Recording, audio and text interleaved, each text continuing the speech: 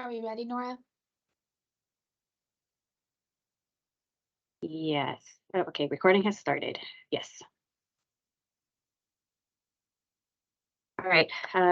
So again, my name is Nora Willis from DFCS. I welcome you all, our community partners and members, as well as our DFCS staff and partners within the county. Uh, we have a full agenda for you today. So I'm going to go ahead and start with the some meeting reminders. Kim, if you can go ahead and advance.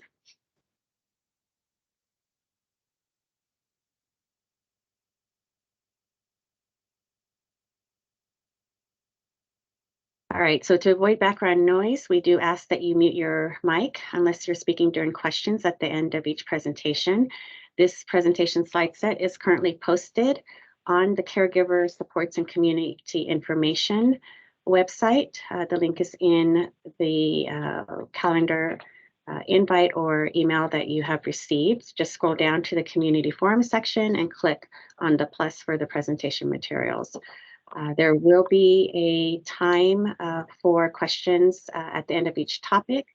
If you have any questions during your presentation, please do type them into chat, or you can hold your questions feedback input until it opens for questions. Our preference is that you use chat to ask your questions so that we can ensure that we have all the questions, and we'll put a Q&A document together that we will also post at this website here, and then the recording will be posted within a week. Okay, so with that, let's go ahead and move to the next slide. So our agenda today is we will start with we'll do some welcomes from our executive team. Then we will move into vision. That will be followed by the 2022 annual report, hot off the press. We've got our case study number 1 by Daniel, case study number 2 by Caroline, and then we will do a wrap up. Okay, so let's go ahead and move into the welcome. I will hand it over to Damien and Wendy. Thank you, Nora. Good afternoon, everyone. My name is Wendy Knieroush. I am one of the assistant directors with Department of Family and Children's Services.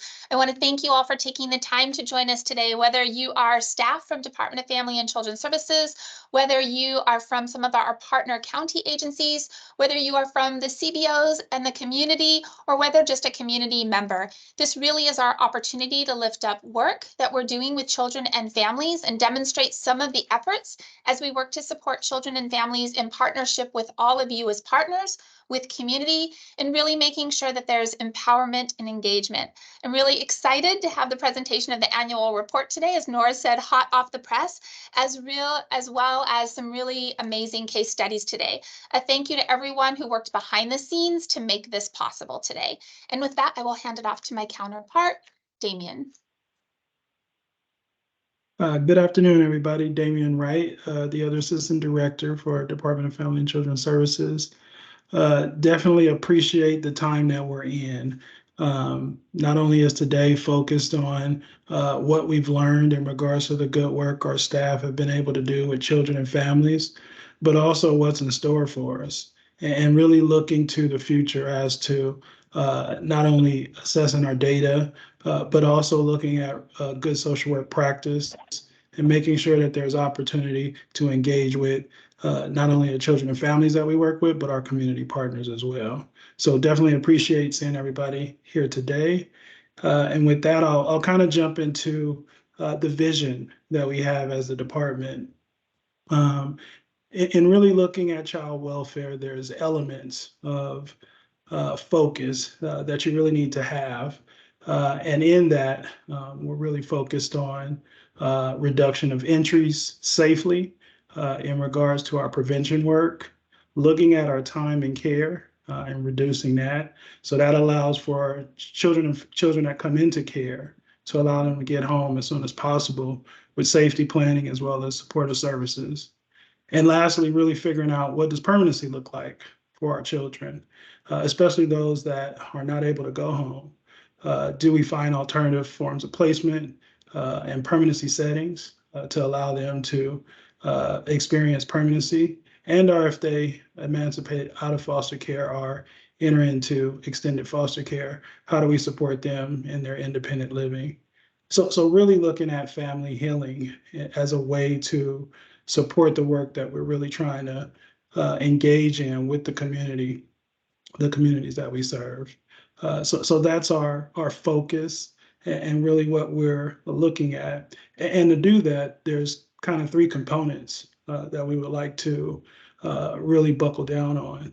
And with that, that would be social work practice, really being clear on our safety organized practice work, as well as our structured decision-making tools that we use. Also, how do we engage community partners? What does that work look like? As well as what are some opportunities that we have? And then lastly, having a real clear plan of action, strategic planning, and that's connected to our system improvement plan, as well as our AB 2083 work with our Family First Prevention Services Plan. And with that, I'll turn it over to Wendy. Thanks, Damien. And I would lift up taking that a step further and really highlighting we cannot do this work alone. So I hope that you are hearing in all of the key elements that Damien is lifting up, our partnership with community, our partnership with our partner agencies. So you may hear things like integrated children's systems of care and AB 2083. We have to do better as county agencies working together on behalf of children and families, and then how we are extending that into our work with communities. The other thing that Damien lifted up is the Families First opportunity.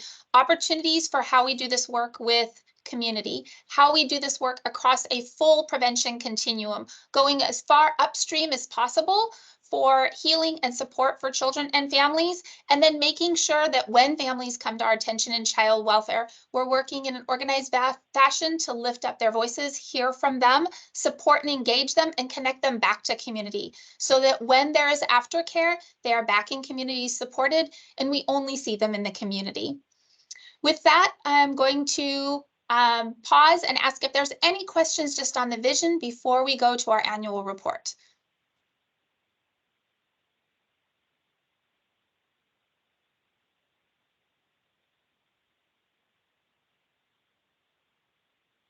Perfect. So I'm going to go ahead and go. As questions come up, please do put them in chat. We're going to try to have opportunities to pause. I'm going to move us to our annual report. Really happy this year on our annual report. We've really tried to see this work from a lens of what it might be for a family along this journey. So you will find in the annual report everything from a director's message from Dan Little and what we anticipate doing in that visionary work that you just heard from Damien and myself. And then the rest of the path is really taking us through the journey of what it looks like for family, what it looks like for children, and how as a department we're showing up as a community to support the children and families that come before us.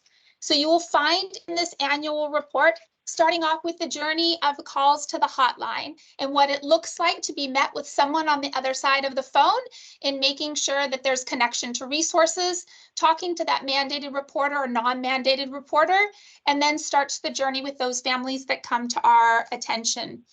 How do we engage children, youth, and families? As I lifted up, we work on having a prevention continuum. So it is really important, the paradigm shift that we're lifting up with all of you, sharing responsibility for child and family well-being, making sure that we see that this journey is about hearing family voice, engaging with families, and making sure they're connected within the community, making sure that we look at prevention as a full continuum, both for those families before they come to our attention, but then making sure that they're connected back with community.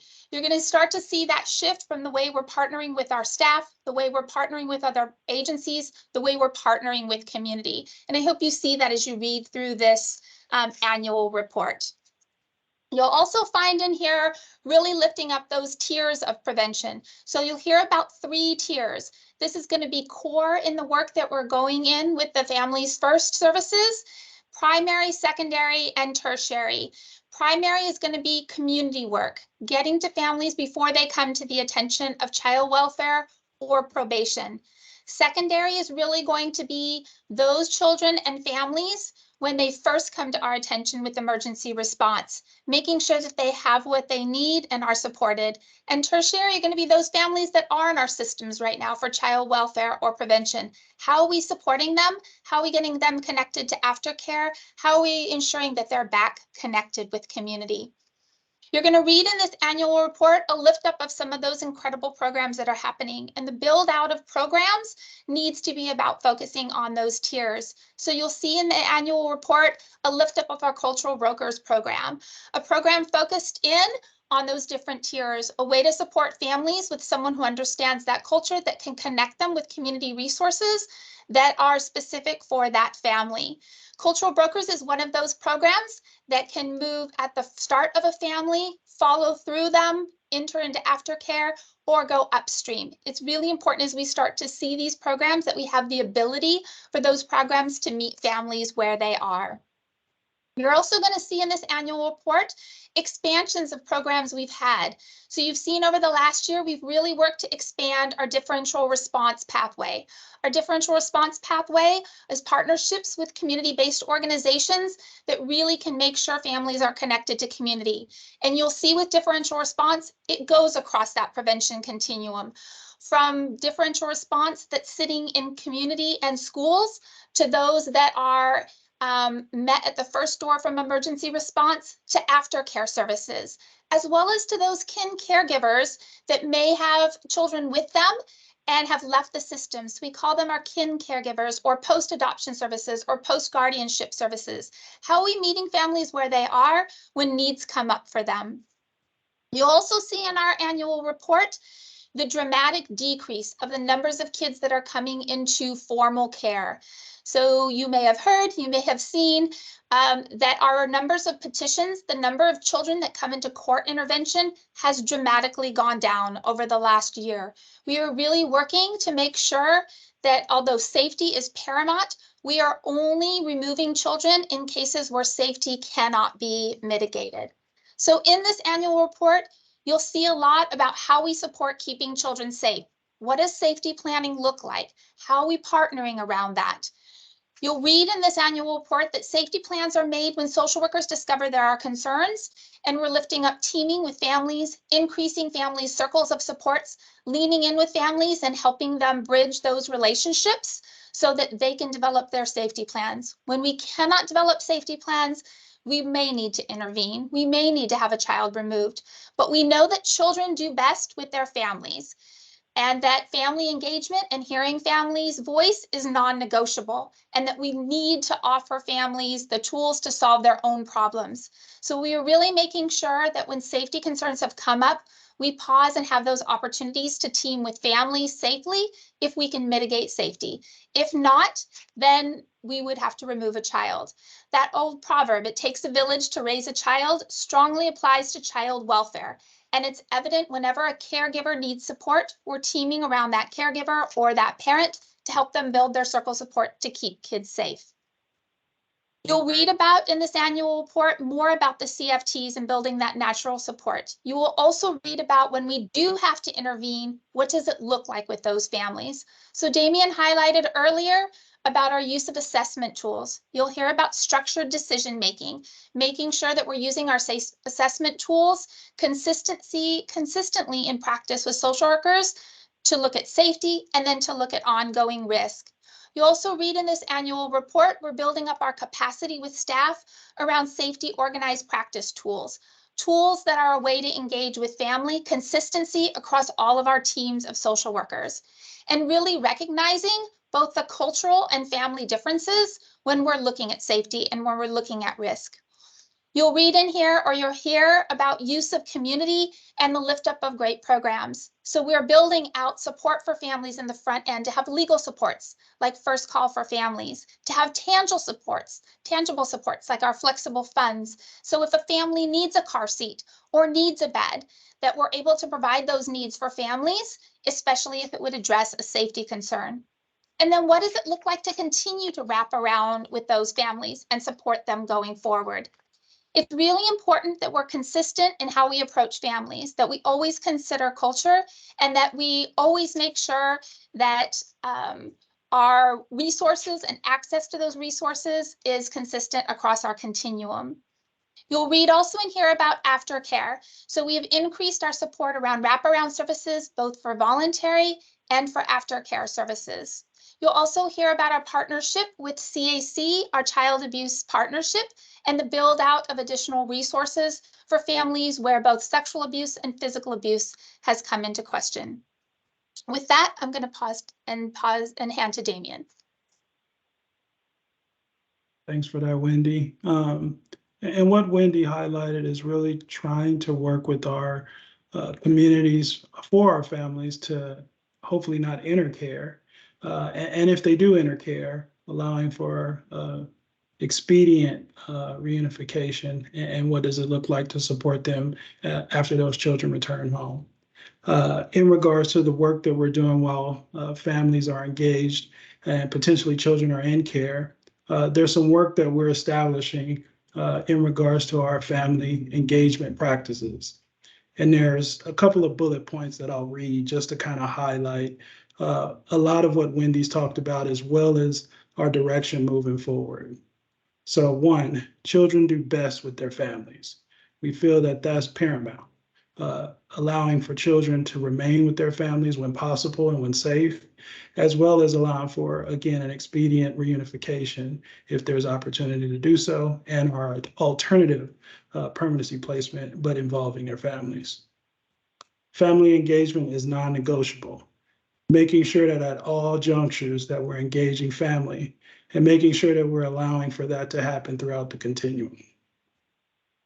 Next, healing is always possible, and the safety is temporary without healing. So even though if we have a safety plan in place, if we don't allow for opportunities to really work with the families and allow for them to actually heal, that safety plan, again, is temporary, right? So making sure that there's opportunity for them to work together, build their safety networks, support networks to allow them to heal as a family. Next, placing children in protective custody is not harm-free, and it is a last resort. We really want to make sure that that is, again, the last option that we have when there is no safety in place for that child to remain home with the family, that's the only time that they come into care. We're really focusing on using our tools to make sure it's as much opportunity as we can support around to, again, keep those children with their families and help those families build out, again, their safety networks and support networks. Lastly, families have the tools to solve their own problems if given the opportunity. We've seen in various situations and scenarios that have been raised at our level where we've been able to do that. We've been able to work with families to allow them to put together a plan that allows for it to be safe for that child to remain home. So those are some of the areas of focus that, again, we're looking at in moving forward. So some other pieces that we're focused on in the work with our children and families is really looking at disparity and disproportionality. We do have that in our county and our work that we're doing, and really focusing on particularly our Latinx, Latino children and families, as well as our African American and Black families, because they are disparate and disproportionate in our system. And really looking at the numbers and figuring out strategies that allow for opportunities to, again, work with those families to address those disparate situations and disproportionate numbers. Lastly, for those children that are in care that have some pretty high acuity, we're really working to expand our continuum of care and looking at specialized placements. We're looking at not necessarily going the route of congregate care. We're really focused on family-based settings. So our opportunity to actually provide STRTP level of care, we're looking at what's called intensive services family foster care. And we've added the plus to it. And what that plus is allowing for those placements to operate at the STRTP level, which is the highest level of care that there is, level 14, and allowing for that child to still remain in a family-based setting, but to get those same mental health and therapeutic services that they need to stabilize. The other opportunity that we're looking at is our partnerships with behavioral health, probation, public health, SARC, to really, again, outline opportunities for children if they need a high level of care to really work through other systems if there's an opportunity to do so.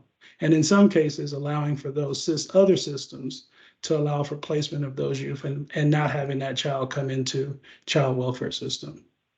So with that, I will turn it back to Wendy for any closing thoughts.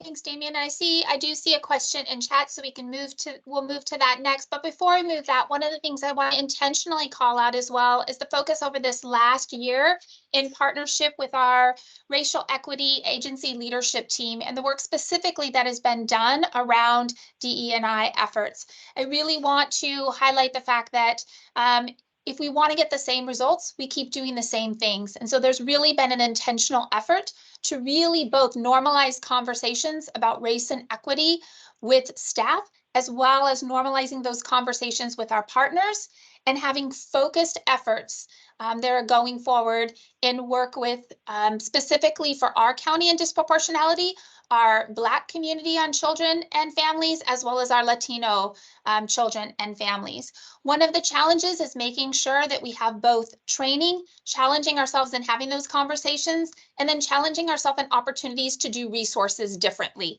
which is one of the focused areas in our Families First work. With that, I will take a look at questions that may be coming up in chat. So Damien, the first question that's come in, it looks like is from Manuel Yanez to the directors of DFCS. Thank you for this vision, new mission, and new paradigm for DFCS you are presenting to us. You know the problem of disproportionality and disparity of Latino Hispanic entries into CPS. And we hear comments about the trauma and suffering impacting the Latino community. Looks like we have 4 questions. Number 1, what do you think are the major factors and causes of this problem? What is your perspective on the trauma and suffering of Latino children and families caused by their disproportionality in the system, fear, mistrust, abandonment, and justice? 3, how are your new direction and training to your supervisors, leaders, and staff about the severity and scope of the disproportionality problem with Latino families? How do you bring awareness to their decision-making patterns regarding the problem? What is your overall reaction plan to reduce, eliminate disproportionality or entries to Latino children and families to achieve fairness in response to allegations and realize evidence-based equity and justice for all the Latino families? Thank you, Dr. Yarnes. That's a thesis. So definitely, I'll start this, and Wendy and I'll tag team in response. I think the best way to look at this is that as a design, there's called ICWA principles, right? And in those ICWA principles are based on actually Welfare and Institutions Code about how we should engage Native American children and families, because there's been so much breakdown in systems in regards to how we value their culture, how we value them as people, and value the opportunities that they have to support their own families and allow for children not to come into care. This is considered the gold standard to make sure that we not only do this for Native American families, but in our case, doing it for Latinx, Latino children and families, Black African American families, and any family that touches our door, to really make sure that we hold ourselves accountable to those particular principles, engaging their families, right? Valuing their principles, valuing what they see as opportunities, again, to support their own families, and really putting that in perspective with how we complete our tools and really intertwine that work together to allow for a pretty systematic way that we can support in a way to address disparity and disproportionality. Another piece before I turn it over to Wendy is having conversations.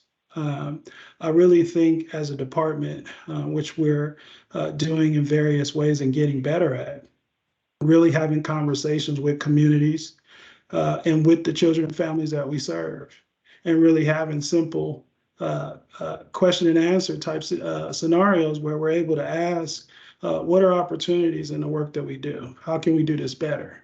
And I think with that, we'll be able to really forge a way forward, and allow for there to be some different numbers. I will say this, there has been a decrease in our disparity and disproportionality numbers. It is still present and it's still evident. However, we have been doing some really good work to allow for those numbers to decrease over time. And with that, I'll turn it over to Wendy. Thanks, Damien. And I do, Maisha, I see your question as well to highlight really a number of questions on this about the direction and training to supervisors, leaders, and staff about the severity and scope of the problem. And I would expand a little bit on what Damien is saying with this. We are making sure that we're shoring up the work that we're doing. So with regards to direction and training for supervisors, leaders, for all of us, we're having those conversations about race and equity. We're having those conversations about making sure that family healing and engagement with families is non-negotiable. We're making sure that everyone, with changes in the laws, with changes in things that are going on, that everyone is educated around that. So for everyone around this arena, we have just launched a required all staff training with Dr. Kenneth Hardy around race and equity for everyone within our organization, from the front lobby clerical all the way up to the exec level for Damien, myself, and Dan, to make sure that we're really making sure everyone has access to the information, everyone has access for the implications, everyone has access to start to have these conversations. Then it's about making sure we have consistency in how we are using the assessment tools that are available to us to take a look at safety and risk. The other factor will be about factoring in changes and shifts in the laws. So Dr. Yanez, you'll be happy to know we've had some shifts in the law just recently in January around failure to protect. So I know that you used to tell the story about a mother and an umbrella and it's raining. And if a mom doesn't have an umbrella and it's raining on her children, then how can we remove those kids just because they're getting wet if that mom doesn't have an umbrella, which really highlights that intersectionality within poverty and access to resources, which tells us that we shouldn't be intervening with families just because of that failure to protect. We have to make sure there's access to those resources, which is much bigger than child welfare, right? So you hear Damien and I talking about how we'll partner around this, around housing, poverty, those implications, and making sure that in the work with staff within child welfare, we're staying in our lane, and then we're partnering with others to develop those gaps and address those gaps in resources. I know that that's not going to touch on all of your question on that, and I'm really hopeful that maybe some of our case examples will help highlight this further, and we can circle back around on this. So I'm going to keep these questions, but I also want to make sure we move to our case examples because I think that may lift up some of the work that we're doing. And yes, Perry, the racial equity training is mandatory for all staff in DFCS.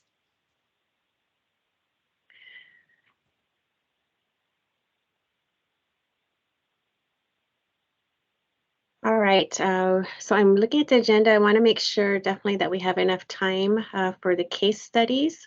So I'm going to, we've made note of the questions. We will be putting a Q&A doc together. There might be some time after the case studies to answer any further questions, but I'd like to move us right now on to our first case study. So we have Daniel, who is one of our social workers, and he's going to present on case study number 1.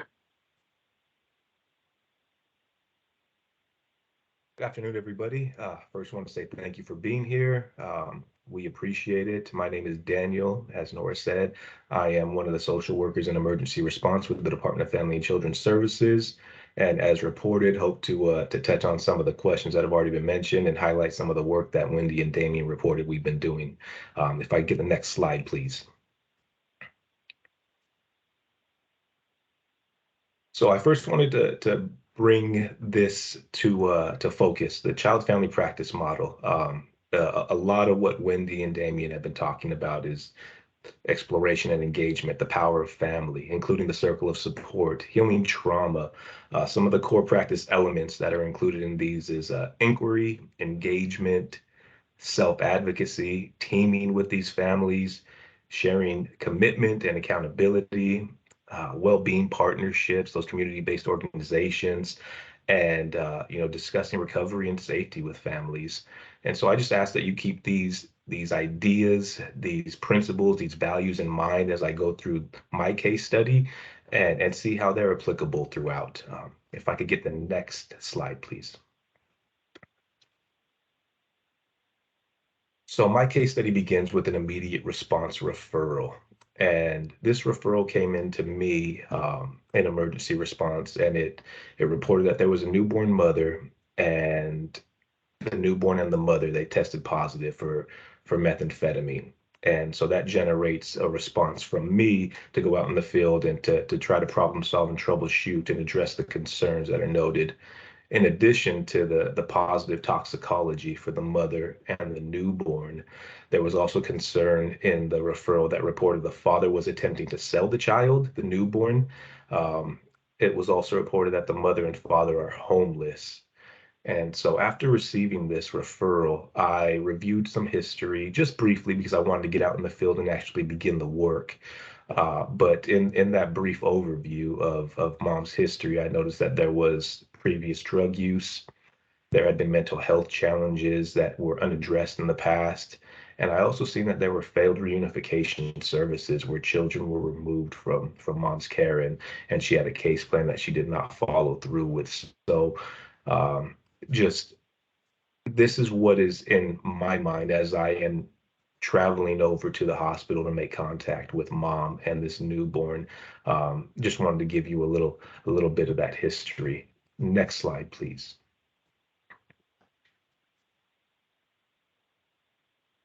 So continuing with that history, mother, she had 11 referrals over a 10-year period. So she was well versed with child welfare, with child protective services, with social workers, with the system. Um, as I mentioned, she had some reunification services that were terminated, which she had 5 children that were already placed in protective custody and removed from her care. Um, so again, that this is fresh in my mind, and this goes into the way that I am going to engage with this mom. I want to be sensitive to history, but I also cannot ignore the concerns and challenges that are present at this time. So again, this is just in the forefront of my mind as I'm over at the hospital about to make contact with mom and with this newborn. If I could have the next slide, please. So as we've been highlighting, at the Department of Family and Children's Services, our priority is to ensure the safety of children. And in this case, the newborn for me, a newborn testing positive, it's not something to be taken lightly. And so I have just a few goals that I wanted to highlight. I wanted to work with the family. I want to partner with the family, and we want to be solution oriented in this practice. And I want to build relationships. I want to establish rapport with the mother, with any relatives that I can contact, and really show the family and collaterals, anybody who's attached to the family, that social workers, they are supportive people. We are here to help, and that is my job. And so after arriving at the hospital and making contact with the hospital staff, identifying myself as a social worker, um, I made contact with mom. She had a couple of relatives in the hospital, and I was able to speak with them as well. And I made known the concerns that were noted in the referral. I addressed some of the family history, and I started talking about safety planning immediately. It was what was it was what was there. We didn't want it to be an elephant in the room. I wanted to address it and not let it go, not let it just go on by. So this is part of my process. I also had to observe the newborn. She was in the NICU at the time, and so I wanted to keep an eye on that and ensure that the child was doing well, that there was no need for continued care, and to ensure that the child wasn't medically fragile. If I could get the next slide, please. And so in continuing with the safety planning, I again, have made contact with mom's circle of support. I've talked to some relatives. I've gained some phone numbers for other relatives who have experience with mom, who have some of the children that mom no longer had in her care. And I'm inviting people now to what we call a child family team meeting, a CFT. In this child family team meeting, we discuss safety, we address concerns, we develop plans, and we allow the family to have a voice. We want them to be present at the table and speaking on their own behalf. We're looking at the family through a window in their home, but the family, they have all of this experience. We're only here for a period of time, but the family, they have the lived experience. They are professionals on their lives. I am not. So that's part of my process. I also collaborated with the medical personnel, and I wanted to bring them to the table to share again the concerns with mom, with family about what the severity of having mom test positive and the child also testing positive, and the potential impact should something like that happen again or continue down the road. And so um, I also planted a seed and I shared with mom that treatment is available to her and that we have the resources to connect her to treatment if that is a route that she was willing to go down. And so Parisi House on the Hill was one of the places that I know mom had experience with in the past. And so I brought it up so she had some familiarity with the program, with names and faces she may have seen at this place before. And I just planted that seed and I wanted to let that sit with mom. If I could get the next slide, please.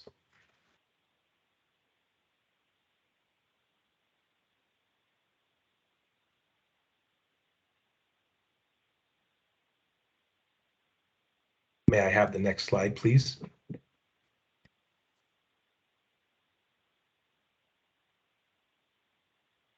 Or do we have a technical glitch? Yeah, look like it got stuck. Oh. Yeah, she'll reshare it. You're doing a great job telling the story, Daniel. Thank you for making all of this tell the story and tell the picture of how the work is looking.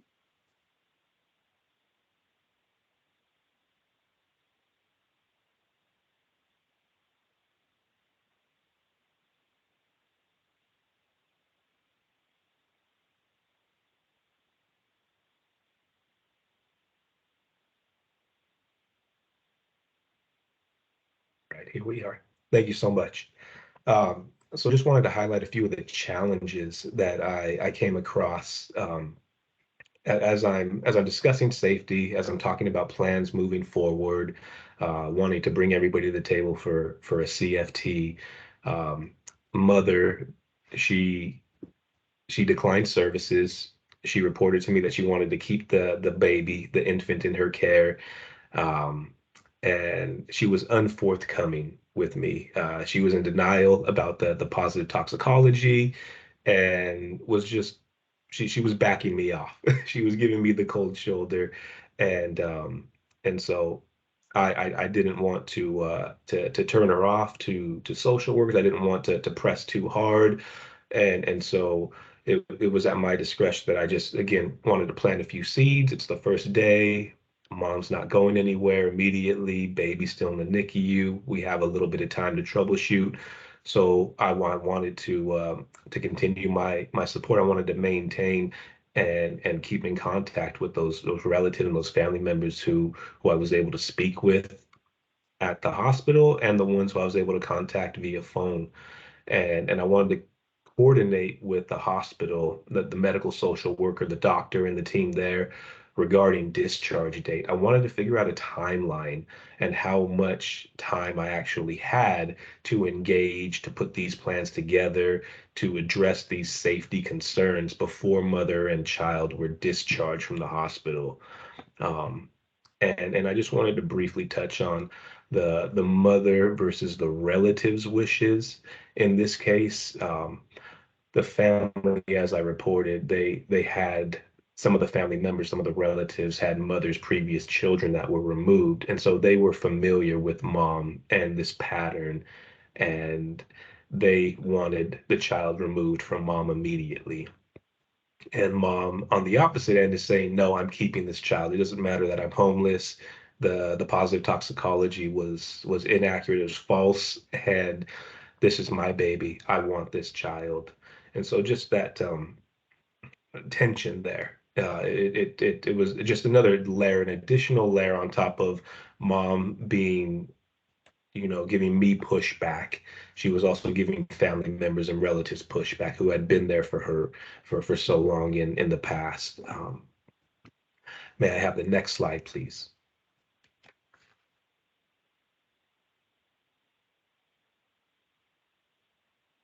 All right, so just wanted to again share a few pieces. At this time, day one, placing the child in protective custody did not appear to be necessary by departmental standards. Mom and child were both in the hospital. They were admitted. They're not going anywhere. They have round-the-clock support, care. The child reportedly was doing well in the NICU, according to staff. There was no imminent danger to the child at this time. And it was my job as a social worker to continue to explore these alternative options, to address safety, to put on my thinking cap and to pick the brains of these family members and relatives, and figure out what we can do to mitigate safety, to make sure that we are taking care of this newborn, this innocent child who is helpless and needs support, needs care, needs a safe place to go to. And so, again, strengthening those relationships with the family members, hoping to come back the next day and establish a little bit more rapport with mom and get somewhere. That was my job and my task. And that's what I did on day one. If I could get the next slide, please. Continued engagement. Again, as Damien and Wendy highlighted, it's our job. We have to engage with family members, with relatives, with mom, and there's no other way to go about it. We have to have some of these courageous conversations. We can't let things go unaddressed. These issues, these concerns, we have to bring them to the forefront. We have to bring them to the light. We can't just push them to the side any longer. And so connecting with Mom Circle support, the family members, and continuing to maintain contact with the medical team, and making sure that the newborn, again, was not medically fragile, making sure that she is doing well. These are all my pieces when I'm returning to the hospital the following day on day two. If I could get the next slide, please.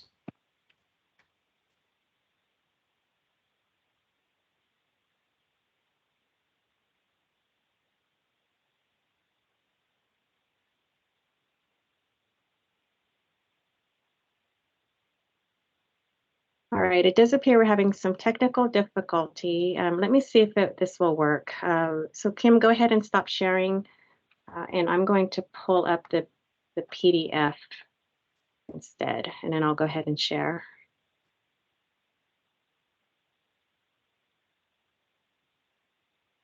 There's some formatting on the PowerPoint that we put together, so I'm not quite sure why it changed everything. So let me hit. Some things here. All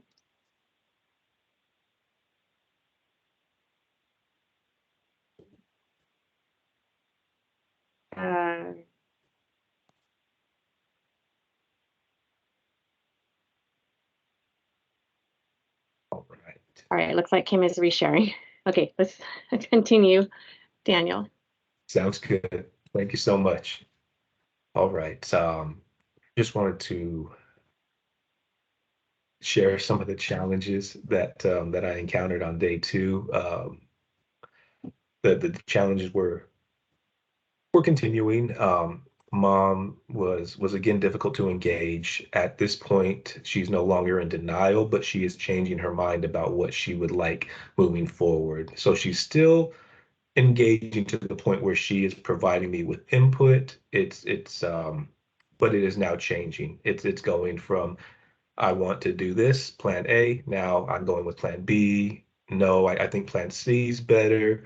And so it was just a lot of back and forth, and it wasn't anything that could be really that a plan could be developed or acted upon. The grandparents who were present, they were not in support of mom taking the child, and they were real adamant about that, given mom's history. And so I'm working on teaming with mom, with relatives, to continue to discuss the best outcome for child safety. And throughout this process, I was doing my best to demonstrate respect, open and honest communication. It was again important for the family to have a voice at the table. And I'm continuing to bring up the CFT, the Child Family Team Meeting, where all of this conversation can take place in a safe environment. If I could get the next slide, please.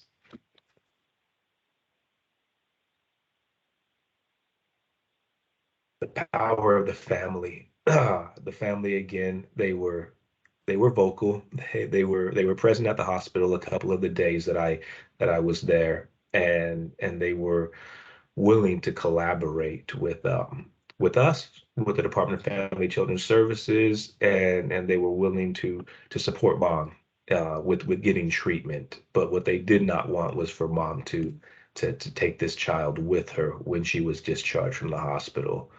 And so again, it's my job to ensure that the family voice is being heard and to gather and apply that information to child's family safety and well-being. And so with that, we did have the child and family team meeting where all of this information, all of these thoughts, all of these ideas, all of these conversations were condensed, but the concerns, the thoughts, the ideas, the plan of action moving forward were brought to the table, and we had that discussion.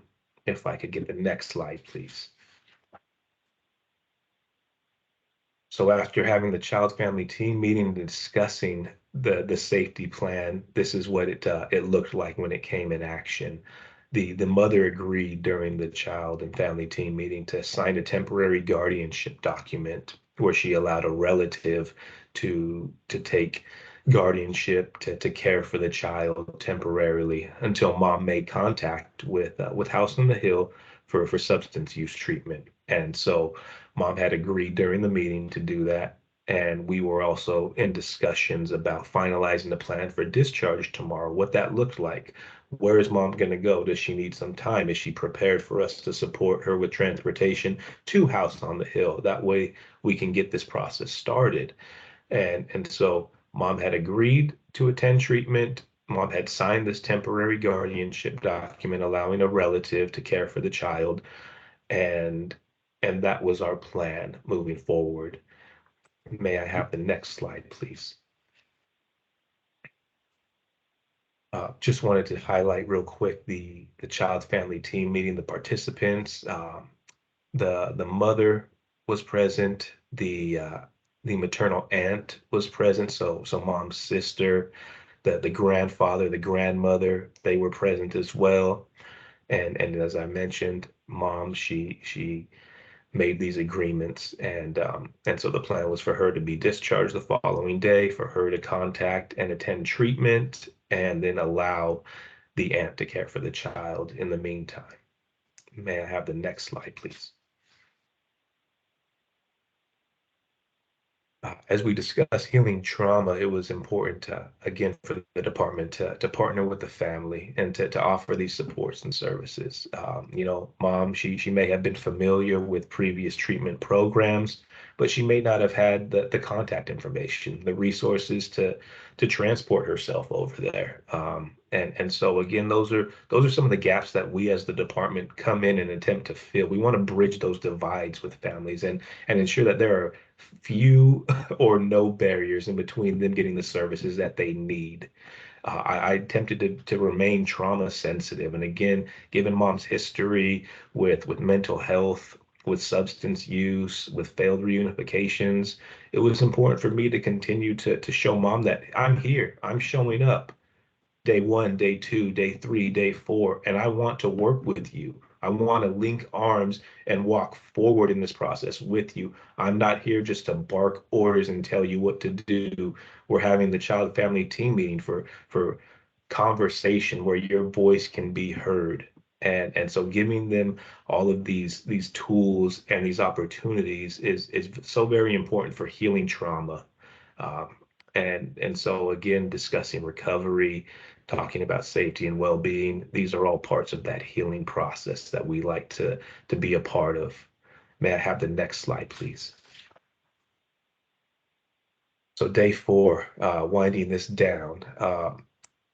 As mother was discharged, and I'm following up on day 4, and I'm present for the discharge in the hospital, mom did not end up contacting House on the Hill for treatment. And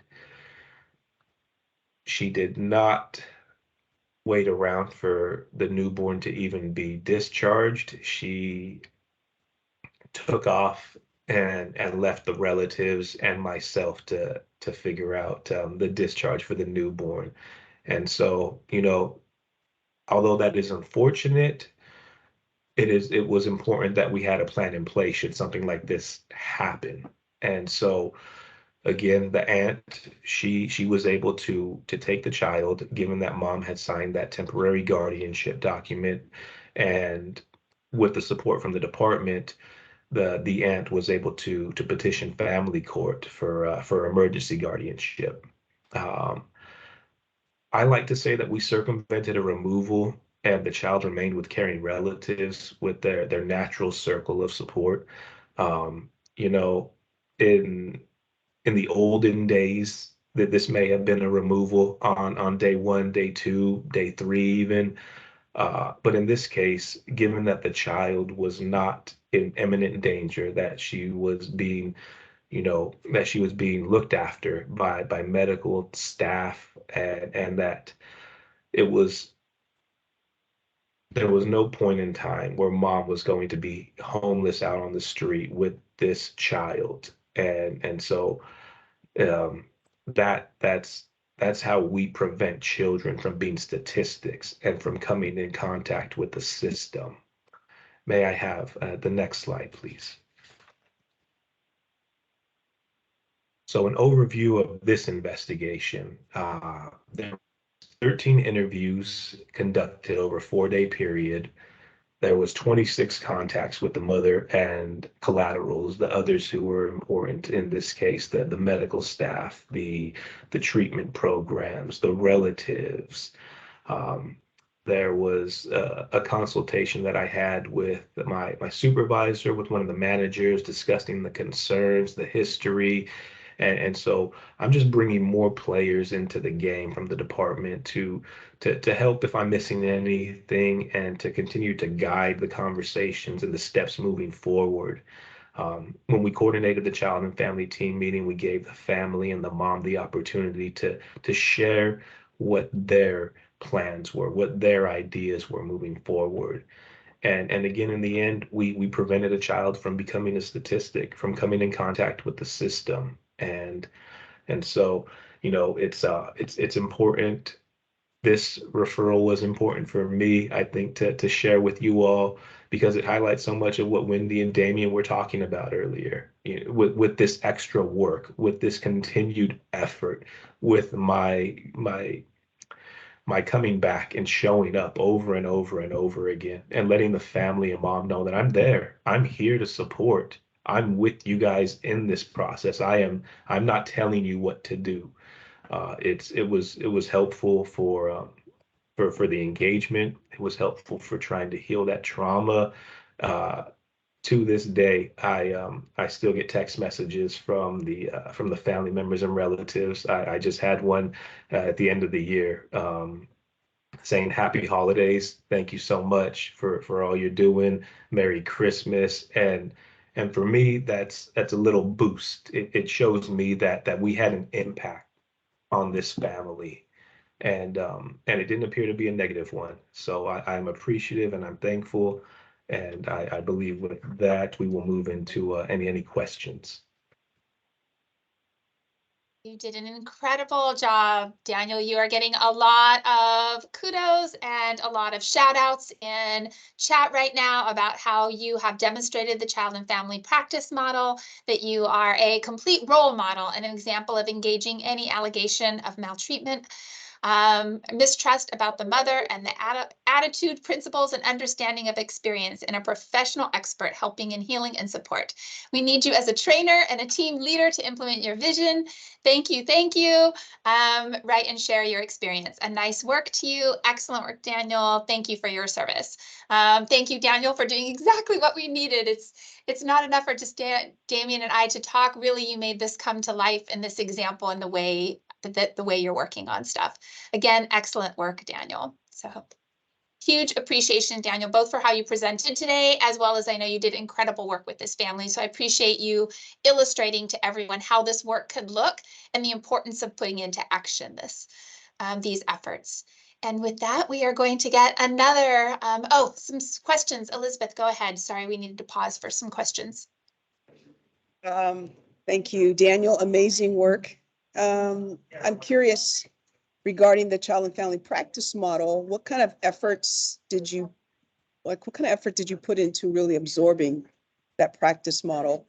And what really helped you move from a reactive stance to a more responsive and engaging stance? What process did you take yourself through, or did you go through, or did somebody else take you through to come to be able to engage in this way? Yeah, I think moving beyond the values and principles through the child family practice model, going to some of the elements. It was important for me during inquiry to really gather a sense of where the family's at now, right?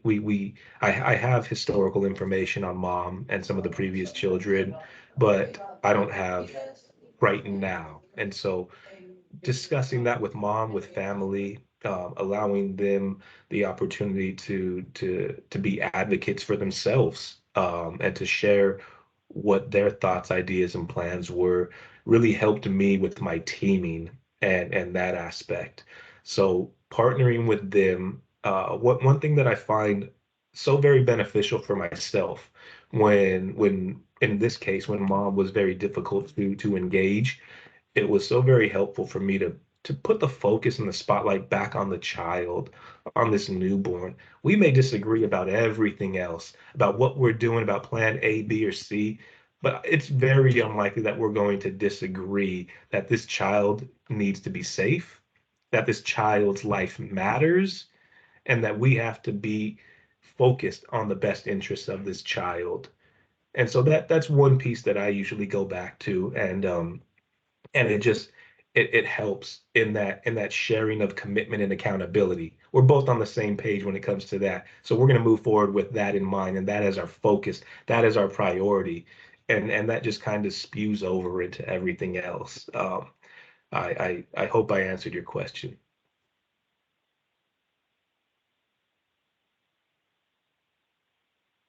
Thank you, Daniel. Any other questions for Daniel?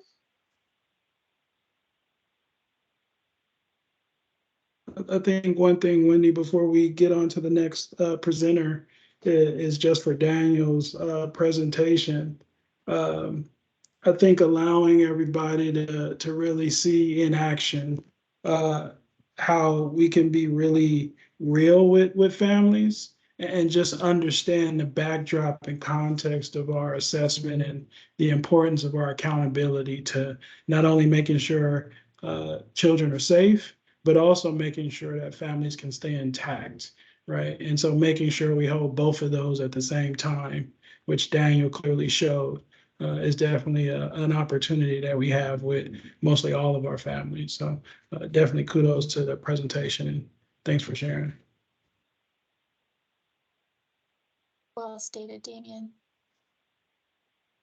Thank you again, Daniel. Incredible work both with this family, and thank you so much for taking the time to put to pen and then to tell that journey with this parent. So thank you.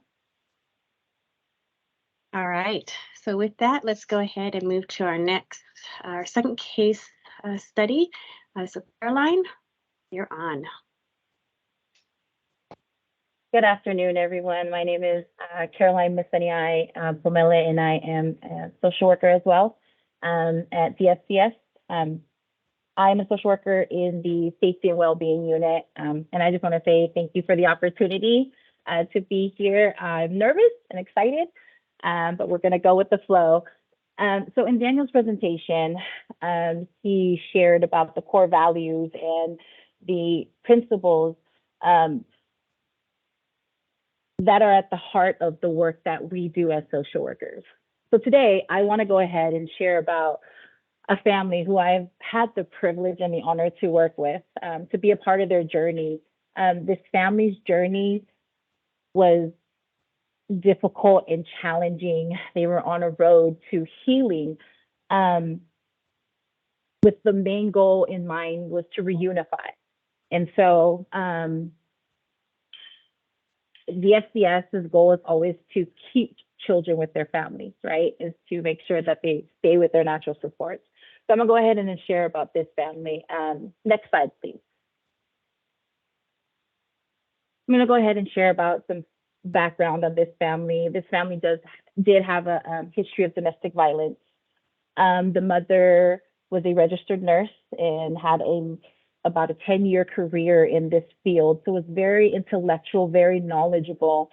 When this case first came to the attention of the department, the mother was offered voluntary family maintenance services, to which she did decline. However, after working with the emergency response social worker, decided to participate by the way of differential response services to address the domestic violence. Next slide, please. And so DFCS's first engagement with the family, of course, was we received a referral. And within the referral, the mother tried to light the home on fire with the children inside. The children at that point were taken into protective custody. The ages of the children at the time of removal were 15, 10, and 6. And so that was the department's first engagement. Next slide.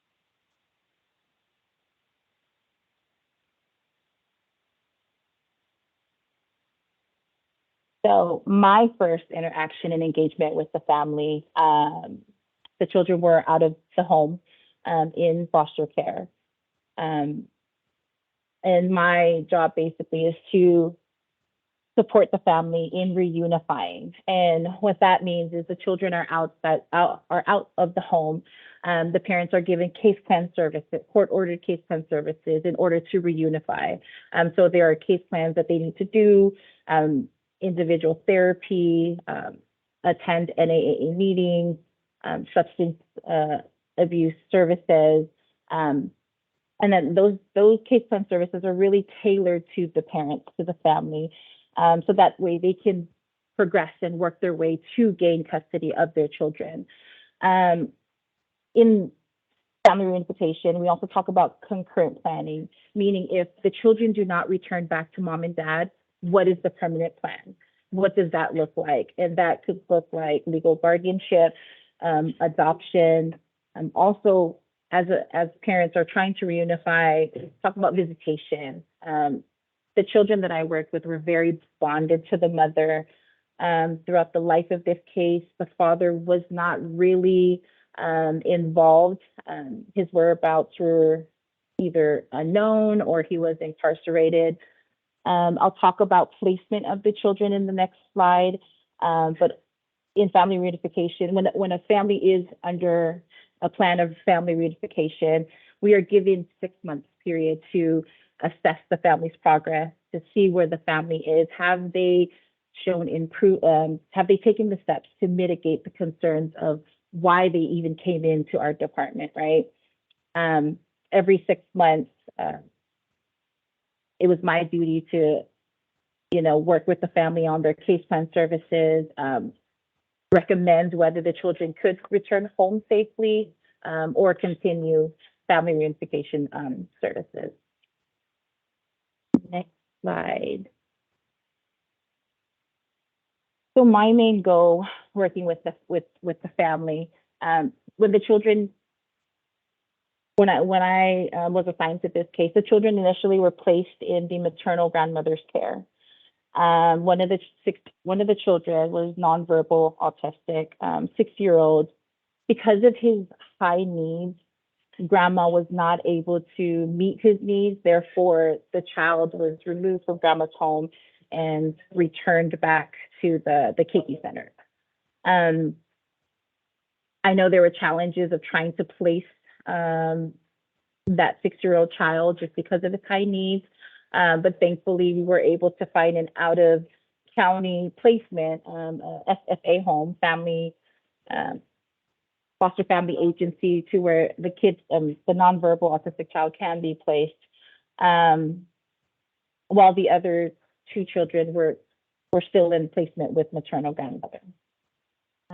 Next slide, please. So I'm going to briefly talk about the 15-year-old brother. He was placed in grandmother's care. However, for me, I like to make sure that the children that I'm working with they feel safe, right? They feel that they can be in a place where we want our children to thrive. I had a lot of conversations with the 15-year-old, with the 10-year-old about how are things going with grandma? How are you feeling? Do you feel safe? Are your needs being met? The 15-year-old wanted to move out of grandma's home, not because he wasn't feeling safe or anything, because he wanted to be with his best friend. And so there was a lot of conversations and CFTs. I did a lot of partnering with mom, because mom, even though, you know, her children were not in her care, she absolutely loved and adored her kids. And she wanted to know literally everything that was going on in their lives, you know, their school, how are they doing, their services. And so I did a lot of like inviting mom, like, you know, inviting her to the table to come and tell us what she knows her family better than we do, right? Mom at the time was not in agreement with the 15-year-old moving out of grandma's home, because she wanted her children to be with family. If they weren't with her, then she wanted them to be with family. The 15-year-old did not feel that he even had a voice.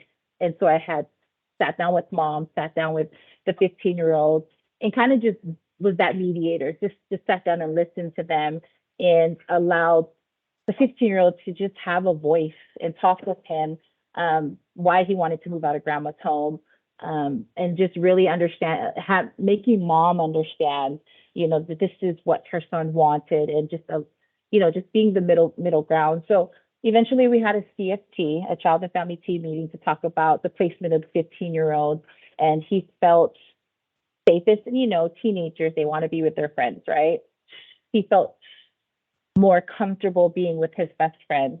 So we, with agreement and the blessing of mom, we were able to place him in a non-relative extended family placement with his best friend. Shortly after that, because we were able to do that, the 10-year-old was like, well, Caroline, I want to go with my best friend. And so we had another CFT, brought mom back to the table, and kind of, you know, just had an open conversation, just being very transparent, and just letting mom know, like, hey, this is what your child wants. How do you feel about that? And just that alone, just allowing mom that space and just the authority to say, like, yes, I want my son there. No, I don't. It really did, you know, give mom that sense of like, hey, I'm still the parent. Mom has a lot of distrust in the department, in any, you know, social worker, hospitals, doctors. So there was a lot of teaming and partnering with mom, and just basically providing a space for her to feel that she has a voice as well. Next slide, please.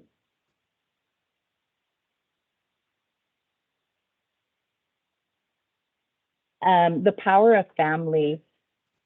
Initially, when I received this case, it really was just mom. There was a lot of building up of her natural support, and that consisted of grandma, consisted of maternal aunts, consisted of extended family members, given the 15-year-old's foster mother, as well as the 10-year-old's foster mother.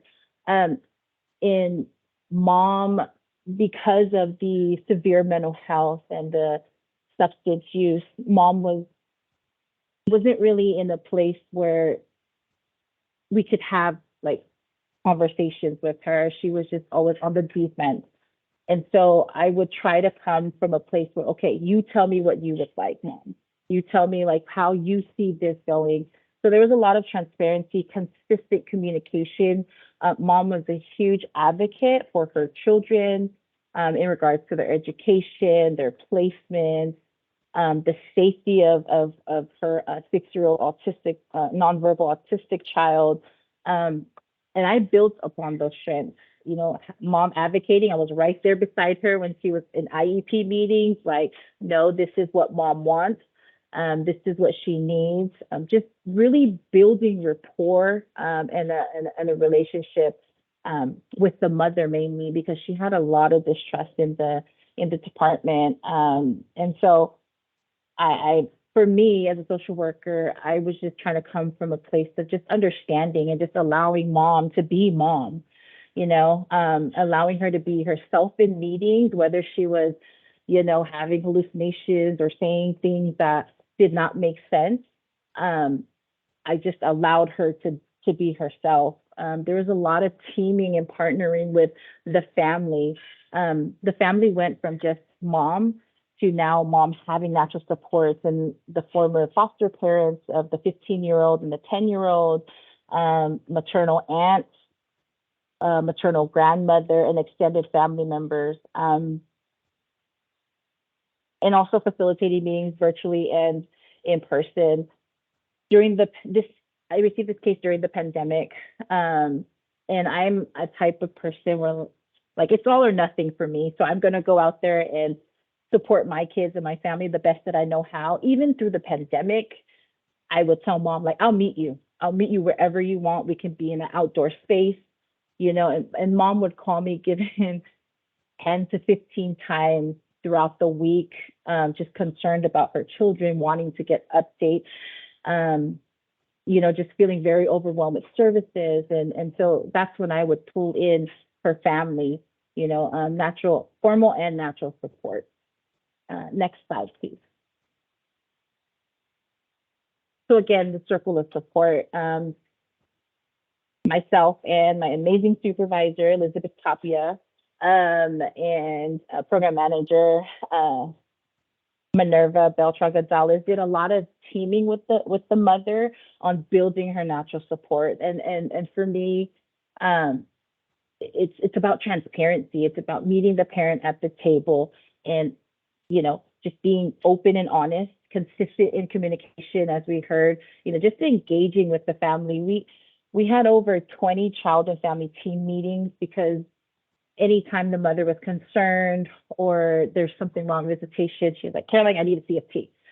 And here I am, okay, let's have a CFT, let's talk about it. We had about 4 supervisor and program manager meetings, because anytime I would have an honest conversation with the mother, she's like, I need to speak to your supervisor. And I'm like, let's do it. Let's talk. Let's meet. What do you need? What do you need that I'm not giving you, that I'm not providing you? Provider meetings. We had many provider meetings due to mostly the schools not feeling comfortable talking with mom or having meetings with the mother.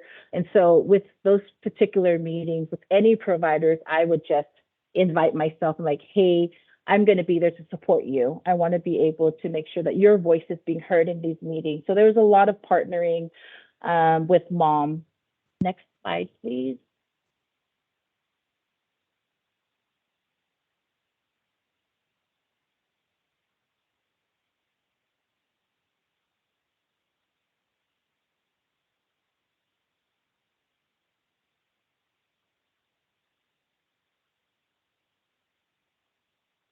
The day of technical glitches. Okay, just share.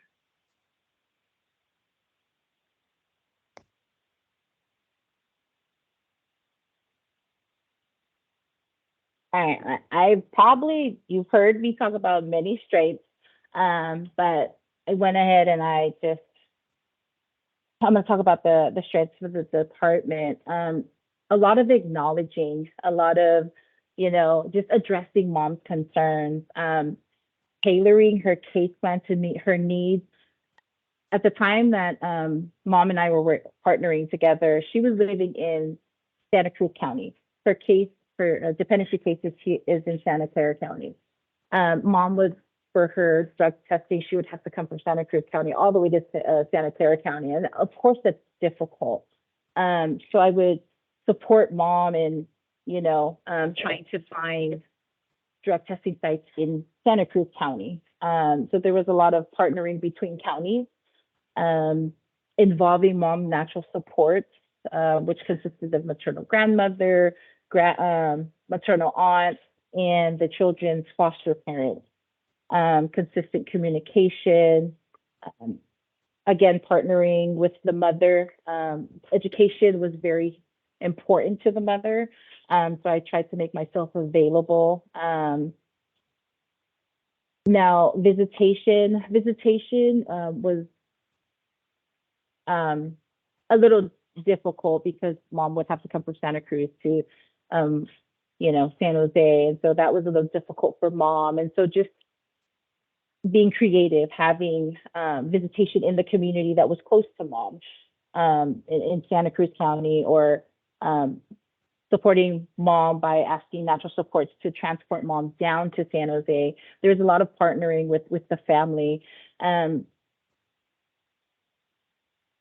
When it was close to us recommending, reunification where the children go home with mom, I had to do a lot of strategic stepping down of visitation, especially for the nonverbal autistic child. Just because of his high needs, I wanted to make sure that mom was able to meet his needs, but also make sure that he was safe in mom's care. Mom's strength, she was a huge advocate for herself as well as her children's needs.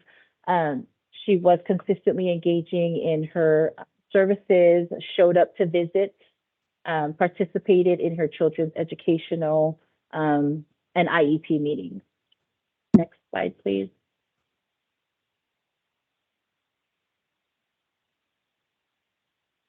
Some of the challenges that I experienced, again, like I mentioned in the beginning, the father was not actively engaging in services or engaging in visitation. Despite the mother's unstable mental health and suspected substance use, call me crazy, but I thoroughly enjoyed working with her because she challenged me not only as a social worker, but as an individual. There was a lot of trust building, rapport building with the mother, again, because she was very concerned about her nonverbal autistic child in the foster home. There was concerns regarding the children's school. Providers were concerned about the mother's instability and children's safety. So there was a lot of partnering with the schools, ensuring them that, I was doing unannounced visits, conversations and meetings with the mother. And not only that, in the 6-year-old foster home, the foster parents were very, I don't know a word to use other than just very guarded and fearful, not only for the safety of the foster child in their home, but also the safety and the well-being of their own child, because of the mother's mental health. Next slide, please.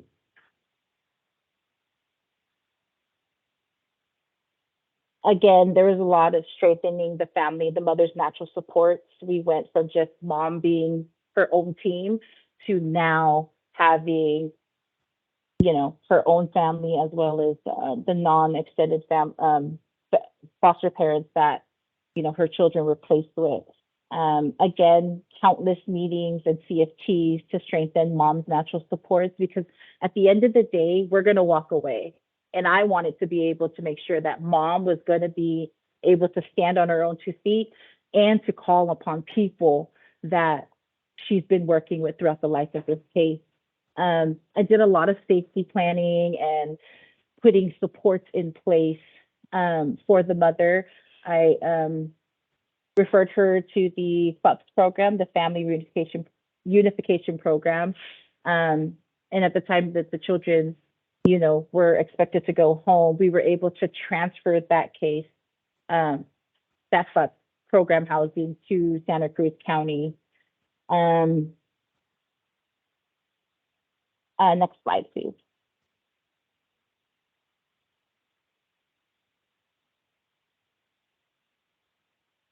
So the outcome of the case, successful reunification. Mom stabilized her mental health. She was addressing her substance use by going to NAA meetings, drug testing consistently.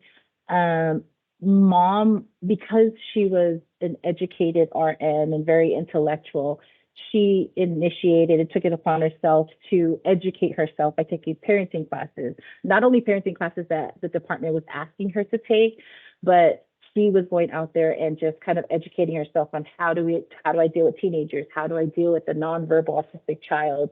There was constant supervision and oversight. I would just randomly show up at Mom's house and she would welcome me in. But that took a lot of rapport building to get to that point.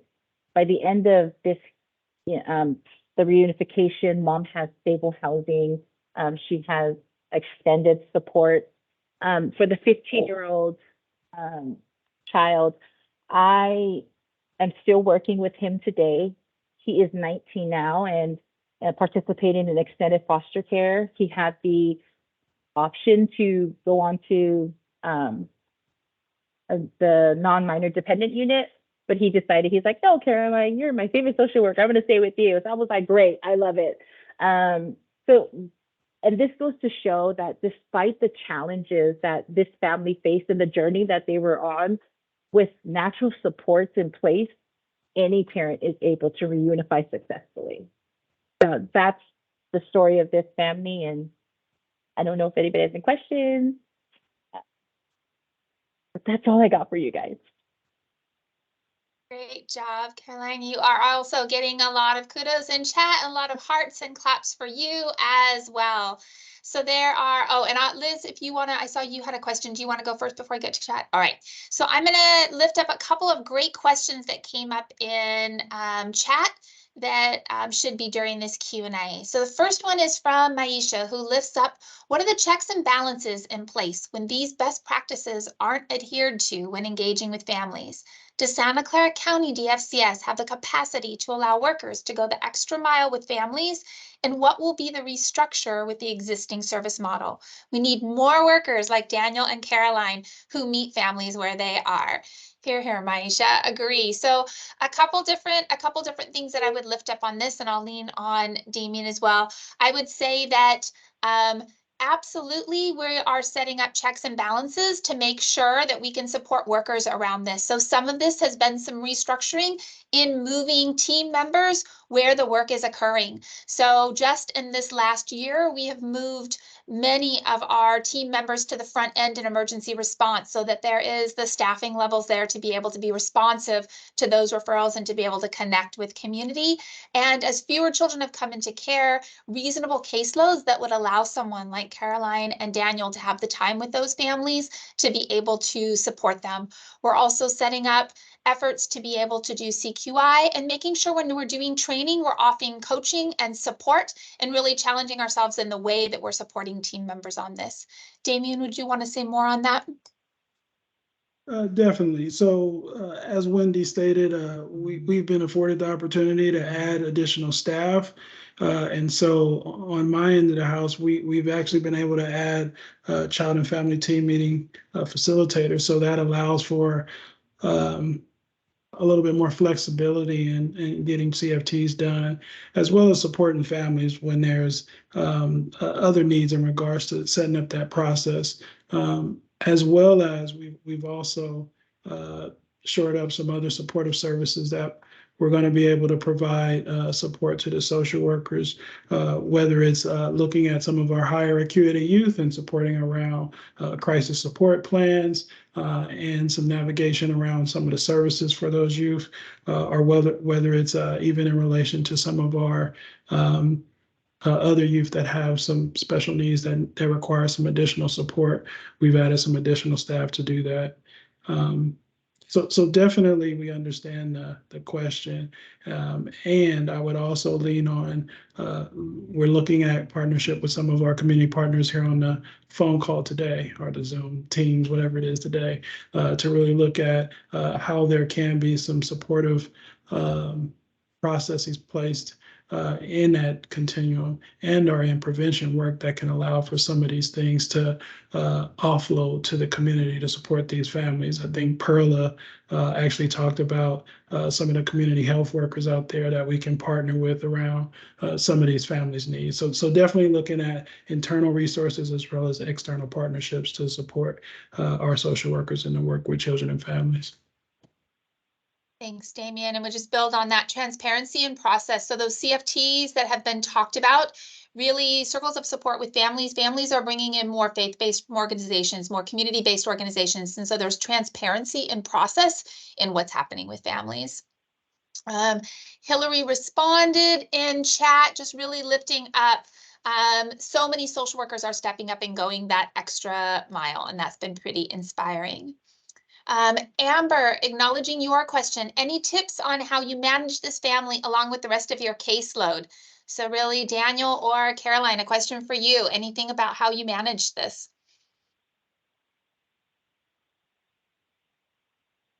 Go ahead, Daniel.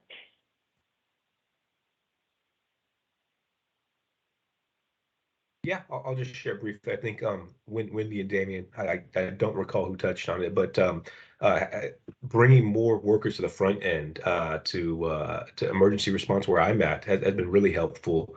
Evening out those caseloads and the allocation of referrals is so very helpful, because when we have emergency situations like this, as in my case example, where I was needed at the hospital 4 days in a row. That's at least a half a day of my work, 4 days in a row. And so that did take up a big chunk of my time. But thankfully, because I'm not swamped with work, I was able to manage. And so I did have some 10-day referrals on the back end, but this took precedent for me. And so I was able to, again, I keep my schedule somewhat flexible. And if I have any difficulties or anything that is pressing, then I make sure to have that communication with my supervisor. But for me, I had the ability at this time, during that referral in that case example, to troubleshoot and problem solve that referral as my primary concern, with some other cases that I was working on that were on cruise control, for lack of a better terms. I had other referrals that were open. I had some 10 days, but this one took priority for me.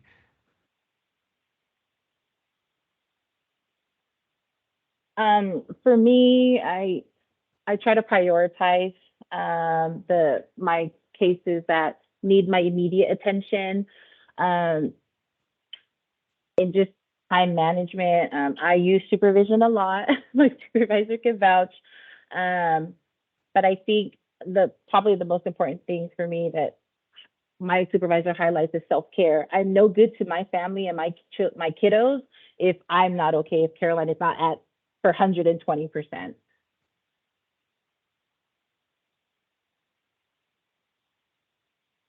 Thanks, Daniel. Thanks, Caroline. Appreciate those insights. And again, once again, thank you for lifting up your incredible partnerships that you did in meeting families where they were at, and partnering with them in their journey, really making sure they were guiding that journey and letting you know what they needed. So again, huge thank you for sharing this and for the incredible work that you did. And Maisha's giving you a shout out. Thank you for mentioning self-care in this work. Good job, Caroline.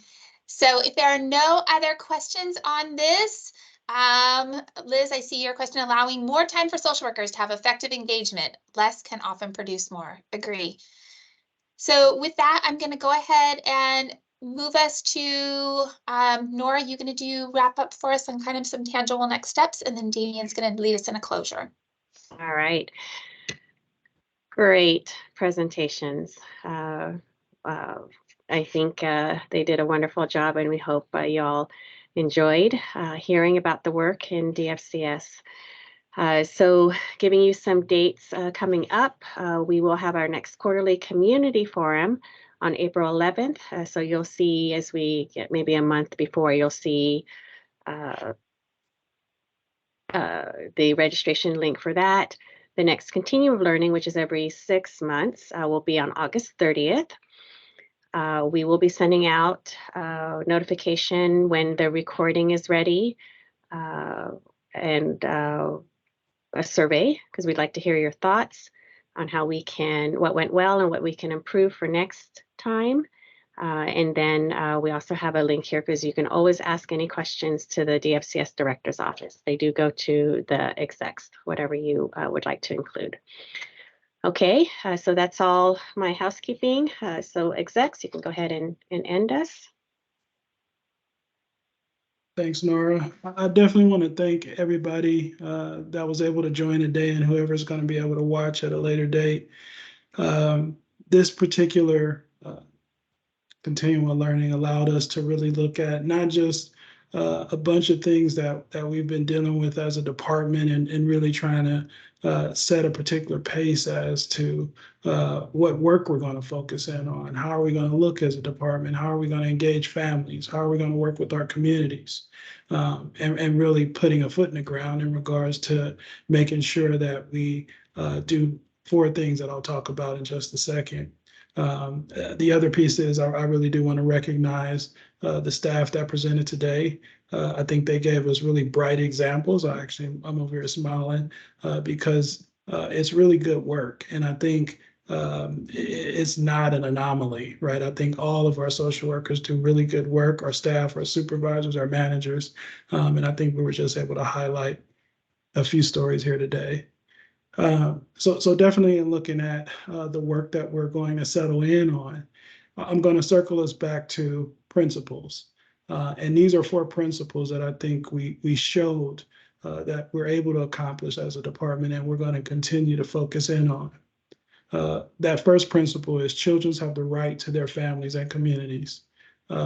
We have to allow for that to happen for children, whether we're able to keep them safe in their homes and or whether they come into the child welfare system. They still have the right to have access to their families, and they have the right to have access to their communities.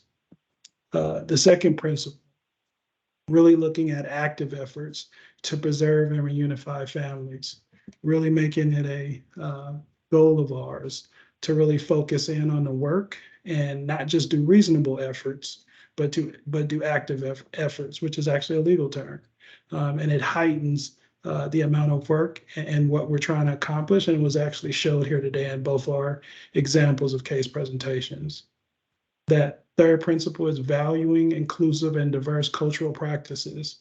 I think Wendy talked about this a little bit, and we've been able to show this in some of our work over the last several months, including the work the REAL team does in partnering internally and externally to really highlight the diversity that Santa Clara County has, as well as how can we use that to really engage our children and families better. And then the last principle, having authentic engagement with children and families, really showing up when we come to their homes, really showing up when we really want to have a conversation with them about how does this look for a safe situation for the child, and also what does it look like for the family to operate in a way where that child is safe, and really having those authentic conversations using the integrated core practice model, previously the shared core practice model, and really focusing on those practice behaviors that allows us to be the best department we could be. So again, definitely thank you for the opportunity for us to present to our community members as well as to our staff, and definitely appreciate the time we had today. I think that's it, Ms. Nora. It. All right. Thank you, everyone. We'll see you next time. Caroline. Nice, Caroline. Proud of you. Thank you, Miss Elizabeth. To see you. Daniel, I'm going to reach out to you and to invite you to one of our